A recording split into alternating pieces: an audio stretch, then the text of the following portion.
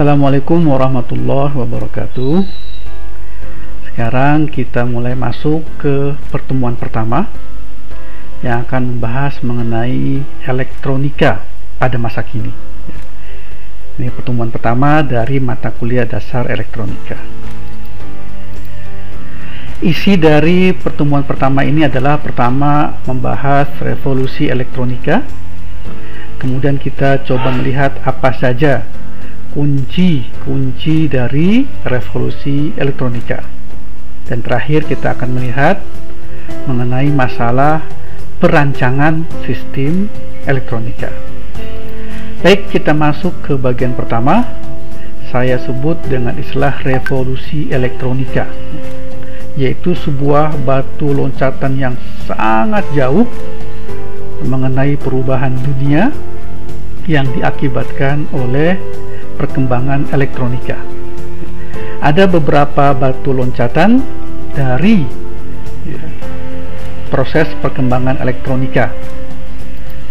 Pertama, terjadinya revolusi komputasi dan komputer. Adanya sebuah loncatan yang amat besar pada proses komputasi atau proses perhitungan dan perkembangan di dunia komputer. Batu loncatan kedua adalah terjadinya revolusi komunikasi. Terjadi sebuah perkembangan yang amat pesat di dalam dunia komunikasi.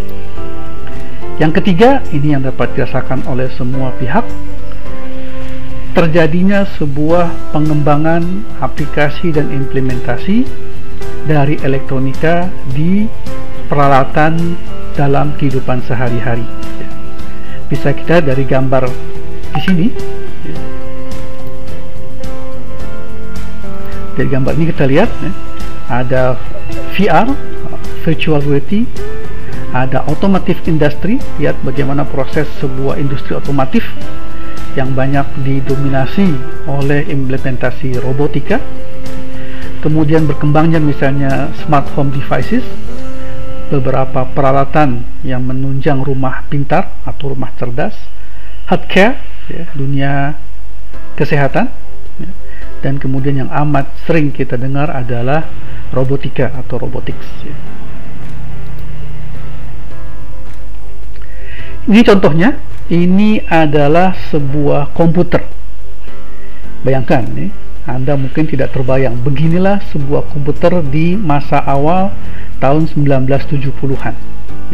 Lihat, ini hanya komputer yang kalau kita hitung atau kita analisa, tingkat komputasinya atau tingkat kecepatan berhitungnya amat rendah. Padahal sudah sangat besar. Kenapa? Nanti kita bisa lihat. Kemudian inilah perkembangan di dunia komputer. Ini tahun 1970-an, tadi yang kita lihat itu adalah produksi Intel 4004, kemudian berkembang menjadi Intel 4008. Lalu nanti ada Zilog 80. Saya mengalami di tahun 1980-an belajar pemrograman Zilog 80 dan 6800. Ini berbarengan dengan Intel 8086, lalu menjadi Intel 80186. Ini tahun 1982, Intel 80286, 80386 dan 80486 tahun 1980-an, 1990-an. Berbarengan dengan Motorola 68020 dan seterusnya. Kemudian muncullah Pentium, tahun 1994 Pentium. Pentium Pro, Pentium 1, Pentium 2, Pentium 3, Pentium 4. Pentium 4 sampai tahun 2004 atau 2006. Berbarengan dengan ini juga berkembang pula pabrikasi mikrokontrol yang lain. Ada AMD K6, ada AMD, ada ARM. Terus kemudian kita mengenal setelah itu adalah dual core. Setelah Pentium D dual core, lalu ada 8 core, ada 12 core, ada quad core, sampai akhirnya muncullah i, ada i1, i2 sampai di sini i7, i7, dan lalu ada muncul berikutnya adalah AMD Ryzen dan seterusnya tahun 2020-an. Lihat bagaimana perkembangan sejak 1970 sampai 2020 sangat cepat. Kita bisa lihat dari di sini tentang jumlah transistor pada sebuah IC microcontroller. Di bawah tahun 1970-an, satu buah microcontroller paling berisi 1000 transistor. 1000 transistor. Sekarang kita lihat tahun 2020-an, satu buah microcontroller misalnya AMD EPIC-ROM sudah berisi 50 miliar transistor. Ini ada hukum namanya Moore's Law, ya, bahwa jumlah transistor pada sebuah microcontroller atau microchips itu akan 2 kali lipat, doubles, setiap 2 tahun. Ini bukti terjadinya sebuah loncatan atau revolusi komputer dan komputasi. Sebuah perhitungan akar misalnya pada tahun 1970-an memerlukan waktu 5-10 menit. Sekarang untuk menghitung data mining hanya diperlukan waktu lebih kurang 2 menit saja. Revolusi komunikasi kita bisa lihat tahun 1971 orang sudah mulai mengenal internet, ya. Ada email, ada bulletin board 1978. 1980-an dunia internet berkembang, ya, menjadi WWW atau World Wide Web. Waktu itu dirajai oleh Yahoo dan Netscape, ya, serta AOL, ya. Tahun 1990-an World Wide Web sudah berkembang menjadi commercial web, ya. Yahoo sudah mulai menurun dengan munculnya kemudian Google, Amazon.com, dan ini ada, ya, Internet Explorer serta model pembayaran eBay dan PayPal. Tahun 2000-an sudah muncul .com buzz dan interaktif web, web yang memiliki interaktif, ya. Misalnya ada Google Map, ada YouTube, ada Flickr, iPod, Blogger, dan Wikipedia. Dan 2000-an lebih setelah itu muncullah social networking, social media, ya, iPhone, Twitter, Facebook, Etsy, MySpace, LinkedIn, dan sebagainya. Seolah-olah sekarang dunia komunikasi tidak lagi mengenal batas, ya, baik batasan tempat ataupun batasan waktu. Semua bergerak menjadikan dunia ini seperti sebuah desa yang kecil, small village. Kenapa? Karena adanya revolusi elektronika.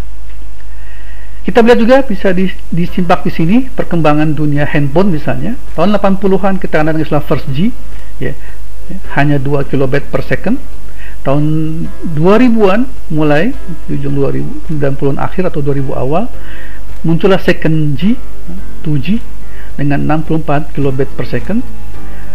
2000 sampai 2010 berkembang 3G, ya, dengan 2 megabit per second. Lihat loncatannya. Dan tahun sekarang ini kita sudah menggunakan 5G, ya, dengan 1 gigabit per second menuju kepada generasi 5G, ya. Bisa lebih dari 1 gigabit per second. Nah, sementara di dunia jurnal sudah muncul kajian mengenai 6G atau generasi kelima. Ini perkembangannya, perkembangan multiplexing dari mulai FDMA, frekuensi sampai kepada CDMA, ya.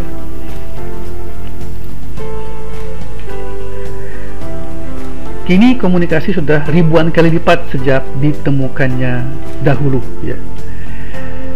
Kemudian kita bisa lihat beberapa peralatan elektronika atau consumer devices, ya, yang ada di rumah kita, yang ada di kantor, yang ada di tempat-tempat, ya, yang bisa dikunjungi oleh kita sebagai pengisi kehidupan, dari mulai yang paling sederhana menjadi sampai paling kompleks, ya. Yang dulu kita menggunakan alat-alat mekanik atau alat-alat manual, sekarang sudah menggunakan sistem elektronika. Hampir-hampir bisa dikatakan kehidupan kita sejak pagi sampai malam diisi oleh peralatan elektronika. Apa keuntungan sistem elektronika saat ini, ya? Beberapa hal yang bisa kita sebutkan sebagai keuntungan sistem elektronika pada saat ini, ya. Terjadi perkembangan yang eksponensial, artinya perkembangan yang sangat cepat, ya, pada dunia performansi sistem kerjanya menjadi lebih canggih. Apalagi kemudian harga, ya, harga per fungsi lebih murah, ya. Konsumsi daya makin rendah, ya. Dulu untuk menghidupkan sebuah televisi misalnya diperlukan daya yang cukup besar, sehingga waktu on-nya atau delay time-nya sangat besar. Sekarang dengan daya yang sangat rendah, sebuah televisi dapat hidup dan delay time-nya sangat-sangat kecil sekali. Sistem dengan keandaan yang tinggi, ukuran yang oke, saya katakan oke, dia makin lama makin mengecil dan lebih mudah untuk dipergunakan, serta di balik itu semua memiliki kecepatan yang amat tinggi. Kunci dari revolusi elektronika adalah pertama ditemukannya material yang ajaib. Saya katakan material yang ajaib. Inilah kuncinya. Adanya sebuah material yang ajaib. Nanti kita lihat material apa itu. Kemudian ada teknologi fabrikasi material yang sangat canggih. Kita bisa lihat, kita bisa cari tentang bagaimana high technology fabrication. Sebuah fabrikasi material yang tidak boleh ada debu. Kenapa? Karena sangat kecil sekali, berukuran mikro, atau bahkan nano dan pico. Lalu ada pengembangan teknologi rangkaian, rekayasa rangkaian, bagaimana merangkai sebuah rangkaian secara teknologi. Baik, kita lihat sekarang apa material ajaib itu. Material ajaib itu adalah silikon. Silikon, di mana silikon ini pertama murah dan tersedia banyak di alam. Kenapa? Karena silikon ini ada pada pasir, silikon oxide atau SiO2. Di mana silikon oxide ini nantinya bisa dioksidasi, menghilangkan oksigennya sehingga didapatkan silikon murni. Dia ada di pasir, baik pasir pantai ataupun pasir gunung. Dan silikon ini ternyata nanti memiliki sifat mekanik, sifat kimia, dan sifat elektronika yang amat unggul dibandingkan material-material yang ada di alam ini. Ini lambang silikon di di tabel struktur. Ini contoh silikon yang sudah diproses menjadi sebuah wafer. Wafer ini adalah potongan-potongan silikon kecil yang siap untuk difabrikasi, dan nantinya silikon menjadi seperti ini, sebuah rangkaian terintegrasi atau integrated circuit perkembangan berikutnya. Ini contoh beberapa IC atau integrated circuit yang sudah jadi, yang semua berasaskan kepada silikon. Kemudian teknologi fabrikasi, bahwa teknologi fabrikasi saat ini sangat-sangat canggih, dia terintegrasi dengan baik dengan sistem isolasi, anti debu, anti kotoran, anti konduktor dan sebagainya yang sangat canggih. Lalu pembuatan strukturnya sangat kecil dan tepat. Sekarang ukuran IC semakin lama semakin mengecil. Dia lebih kecil kadang-kadang dari ukuran senti, tapi sampai ukuran milimeter, sampai ukuran mikrometer, bahkan sampai kepada ukuran pikometer. Manufaktur dengan volume tinggi karena dapat diproses dengan sangat cepat dan langsung sangat banyak dengan sistem kompleks dan hasil yang sangat canggih. Ini yang sedang berkembang. Kemudian para mahasiswa sekalian adalah rekayasa rangkaian. Adanya upaya dan tersedianya fasilitas untuk merekayasa sebuah rangkaian. Di mana rangkaian itu akan toleransi terhadap fluktuasi level logika, noise dan crosstalk. Tidak sensitif terhadap variasi produksi dan hanya membutuhkan sedikit konsumsi daya saja. Nah baik, untuk bisa menguasai sistem perancangan sistem elektronika yang nanti digunakan untuk fabrikasi, untuk merancang dan sebagainya, dulu orang melakukan perancangan sistem elektronika menggunakan cara manual, by hand, pakai tangan. Kemudian sekarang ini sudah menggunakan software, menggunakan mechanically drawn komponen, jadi digambar secara mekanik dan dapat di print. Serta juga ada automatic design and draw, electronic EDA, design automation, dan computer aided design atau computer electronic aided design, CAE atau CAD. Nah, kita untuk semester ini akan menggunakan perancangan sistem elektronika menggunakan Proteus 8. Jadi mulai hari ini silakan dicari di Google, di search tentang software ini, Proteus 8. Silakan di Google, di searching, kemudian di download. Kita akan gunakan Proteus 8 sebagai bahan dari perkuliahan kita.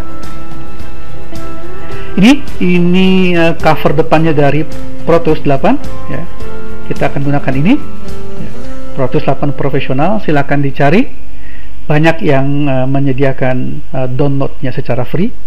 Ini nanti proses pembuatannya, ya, ada semacam workspace daerah kerja kita, lalu ada beberapa komponen yang dapat kita pilih, plus dengan sumber daya, plus dengan wiring dan sebagainya.